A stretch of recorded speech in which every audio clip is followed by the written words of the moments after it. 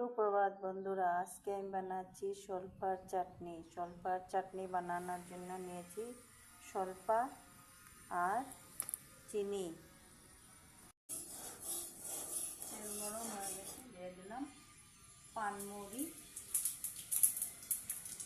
দিলাম শস্য আর দিয়ে দেব শলফা। এর মধ্যে দেব অল্প, দিয়ে দেব লবণ,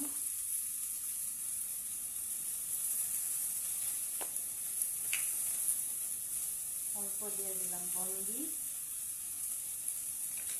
আর দিয়ে দেব অল্প মরিচের গুঁড়া, তারপরে দেব অল্প জল।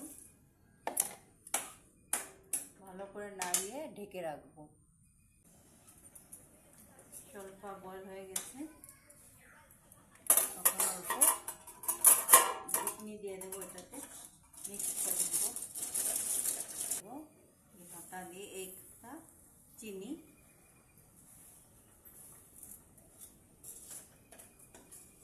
ভালো করে মিক্স করে কিছু।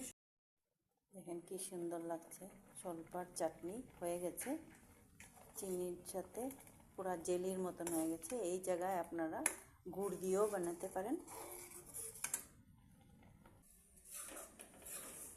সব নামিয়ে নিচ্ছি, হয়ে গেছে আমার শলফার চাটনি।